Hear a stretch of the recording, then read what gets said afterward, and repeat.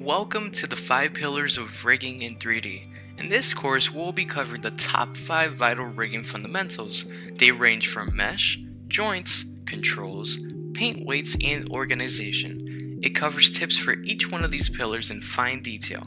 Every single pillar has the same amount of significance between one another. This free course can be beneficial to individuals who have never rigged and are now getting into it, all the way to the people that have rigging experience under their belt and can use a few extra pointers to look out for as a rigger.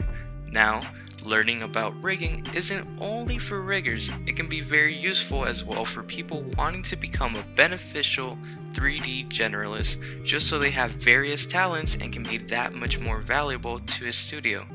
I explained this free course in Maya, but the fundamentals can be applied for any 3D program. This is my second course on Udemy about rigging, in which my first has had over 100 students thus far and all positive feedback. Thank you so much for your time, and I can't wait to go ahead and see you guys in the first pillar.